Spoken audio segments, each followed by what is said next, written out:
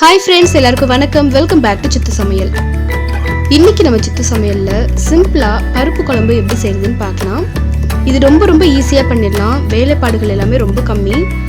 அவசரத்துக்கு செய்யணும்னா இந்த மாதிரி நீங்க பருப்பு குழம்பு செஞ்சீங்கன்னா ரொம்பவே ஈஸியா இருக்கும். சரி வாங்க இது எப்படி செய்யறதுன்னு பார்க்கலாம். வீடியோக்குள்ள போறதுக்கு முன்னாடி இன்னும் நீங்க சித்து சமையல் சப்ஸ்கிரைப் பண்ணாம இருந்தீங்கன்னா இப்பமே ரெட் கலர்ல இருக்க சப்ஸ்கிரைப் பட்டன் பிரஸ் பண்ணி சப்ஸ்கிரைப் பண்ணிக்கோங்க. அப்படியே பக்கத்துல இருக்க பெல் ஐகானையும் கிளிக் பண்ணிக்கோங்க. அப்போதான் நான் போடுற வீடியோஸ் அப்டேட் எல்லாமே உங்களுக்கு நோட்டிஃபிகேஷன் மூலமா கிடைக்கும். ஸோ நீங்க மிஸ் பண்ணாம எல்லா வீடியோவும் பார்க்கலாம். இந்த பருப்பு குழம்பு நீங்க குக்கர்லயும் பண்ணலாம், அப்படி இல்லைன்னா பாத்திரத்துல கூட வச்சு பண்ணலாம். பட் குக்கர்ல பண்ணீங்கன்னா ரொம்பவே சீக்கிரமா ரெடி ஆயிரும்.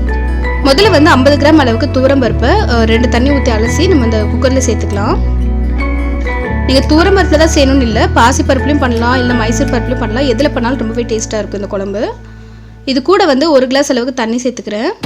தண்ணி கொஞ்சம் நிறைய கூட சேர்த்துக்கோங்க வேணும்னா, ஏன்னா அது வெந்து வரும்போது நீங்கள் அதை வடித்து கூட நீங்கள் மற்ற வச்சு கடைஞ்சிக்கலாம். கம்மியாக மட்டும் சேர்த்துறாதீங்க, கம்மியாக சேர்த்திங்கன்னா அடிப்பிடிக்க ஆரம்பிச்சிடும் வெந்து வரும்போது. இது கூட ஒரு 10 போல் சின்ன வெங்காயம் நறுக்கி வச்சுருக்கேன், அதை சேர்த்துக்கிறேன். சின்ன வெங்காயம் இல்லைன்னா பெரிய வெங்காயமே நீங்கள் ஒரு வெங்காயம் சேர்த்துக்கோங்க. இது கூட ஒரு தக்காளி சேர்த்துக்கோங்க. தக்காளி இது மாதிரி மீடியம் பீசஸாக நறுக்கிக்கோங்க. இது கூட 4 பச்சை மிளகா, 1 டீஸ்பூன் அளவுக்கு சீரகம்,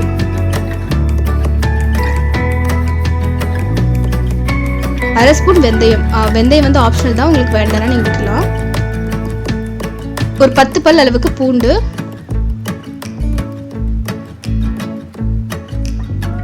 கூடவே ஒரு 1/4 டீஸ்பூன் அளவுக்கு பெருங்காயத்தூள், 1/2 டீஸ்பூன் அளவுக்கு மஞ்சத்தூள் சேர்த்துக்கோங்க. இதெல்லாம் சேர்த்ததுக்கப்புறம் ஒரு வாட்டி மிக்ஸ் பண்ணி விட்டுருங்க. நல்லா மிக்ஸ் பண்ணி விட்டுட்டு குக்கர் மூடி போட்டு மூடி வச்சு ஒரு 5லேருந்து 6 விசில் வரைக்கும் வேக விட்டுருங்க. 5 விசில் நீங்கள் விட்டிங்கனாலே போதும், நல்லா அது வெந்து வந்துடும். 6 விசில் விட்டிங்கன்னா இன்னும் கொஞ்சம் நல்லா குழஞ்சி அதுவே ரெடியாக வந்துடும். நம்ம மத்து போட்டு கடையிறதுக்கு ஈஸியாக இருக்கும். அப்புறம் இப்போ இது இருக்கட்டும்.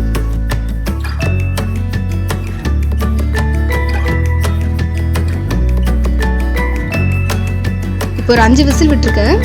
இப்போ இது அப்படியே இருக்கட்டும், ப்ரெஷர் ரிலீஸ் ஆகட்டும். அந்த டைமில் நம்ம புளி ஊற போட்டுக்கலாம். பாருங்கள், இந்த மாதிரி எலுமிச்சப்பழ சைஸ்க்கு இவ்வளோ பெரிய புளி எடுத்திருக்கேன். இதில் தண்ணி ஊற்றி ஊற வச்சிடலாம் இப்போவே. அப்போ ப்ரெஷர் ரிலீஸ் ஆகும்போது இது கரெக்டாக இதுவும் ரெடி ஆயிரும். இப்போ ப்ரெஷர் நல்லா ரிலீஸ் ஆயிடுச்சுது, பார்க்கலாம். பாருங்கள், 5 விசிலுக்கே பருப்பெல்லாம் நல்லா வெந்து போயிருக்குது, தண்ணியெல்லாம் கரெக்டாக இருக்குது. இதை இப்போ ஒரு மத்து வச்சு நல்லா கடைஞ்சி எடுத்துக்கலாம்.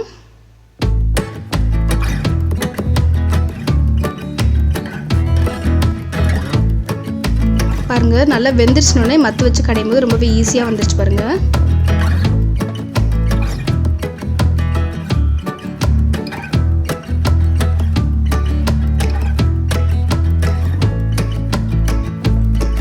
இப்போ இதுக்கு தேவையான அளவுக்கு உப்பு சேர்த்துக்கோங்க. இதோட புளி கரைசல் நம்ம கரைச்சி வச்சிருக்கோம் இல்லையா, அதையும் கூட புளி தண்ணியும் சேர்த்துக்கலாம். இது கூட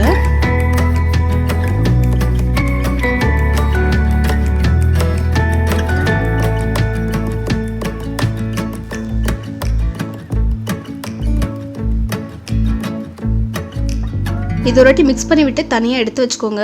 முதல்ல தாளிச்சிட்டு அதுக்கப்புறமா நம்ம ஸ்டவ் ஆன் பண்ணி கொஞ்சம் நேரம் வைக்கலாம். அதை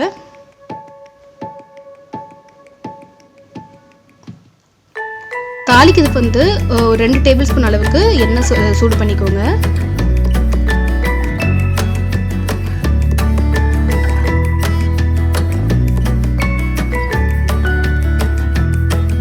எண்ணெய் நல்லா சூடானதுக்கு அப்புறமா ஒரு 1/2 ஸ்பூன் அளவுக்கு கடுகு சேர்த்துக்கோங்க.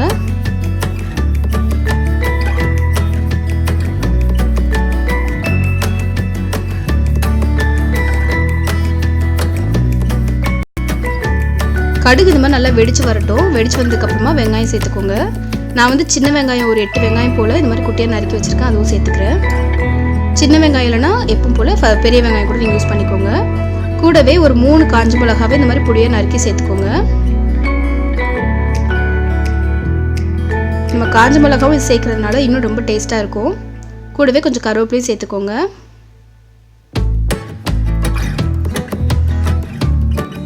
இது கூட நீங்கள் தேவைப்பட்டால் இது நல்லா வெந்து வந்ததுக்கப்புறமா கொஞ்சம் பெருங்காயத்தூளும் சேர்த்துக்கலாம்.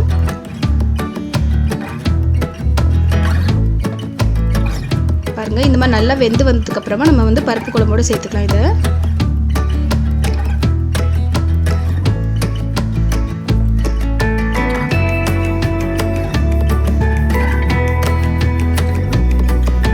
மறுபடியும் ஸ்டவ் ஆன் பண்ணிவிட்டு இது வந்து கொஞ்சம் ஒரு கொதி வர வரைக்கும் இதை வந்து வெயிட் பண்ணுவோம்.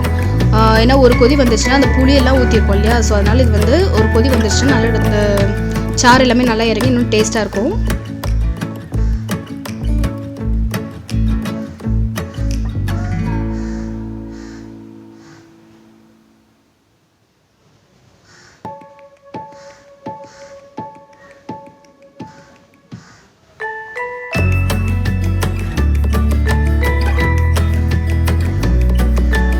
பாருங்கள், இப்போ வந்து ஒரு கொதி வந்திருக்குது.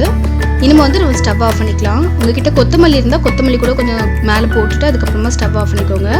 அவ்வளோதான், நம்ம பருப்பு குழம்பு பாருங்கள் ரொம்பவே ஈஸியாக சூப்பராக ரெடி ஆயிடுச்சு. நீங்களும் இந்த மாதிரி ட்ரை பண்ணி பார்த்துட்டு எப்படி இருந்ததுன்னு சொல்லுங்கள். என்ன ஃப்ரெண்ட்ஸ், உங்கள் எல்லாருக்குமே இந்த வீடியோ யூஸ்ஃபுல்லாக இருந்தால் கண்டிப்பாக யூஸ்ஃபுல்லாக இருந்திருக்கும் நம்புகிறேன். இது செஞ்சு முடிக்கிறதுக்கு வந்து மிஞ்சி போனால் ஒரு 15லேருந்து 20 நிமிஷம் ஆகும். அவ்வளோதான், ரொம்பவே ஈஸியாக பண்ணிடலாம். நீங்களும் இது மாதிரி ட்ரை பண்ணி பார்த்துட்டு எப்படி இருந்ததுன்னு சொல்லிட்டு கமெண்ட்டில் ஷேர் பண்ணுங்கள். இந்த வீடியோ உங்களுக்கு பிடிச்சதுன்னா இப்போமே இந்த வீடியோக்கு ஒரு லைக் போட்டுட்டு இன்னும் நீங்கள் சித்து சமையல் சப்ஸ்கிரைப் பண்ணாமல் இருந்தீங்கன்னா இப்போமே சப்ஸ்கிரைப் பண்ணிக்கோங்க. மீண்டும் வேறு ஒரு சூப்பரான வீடியோவில் சந்திக்கிறேன். அது வரைக்கும் டாடா பாய்.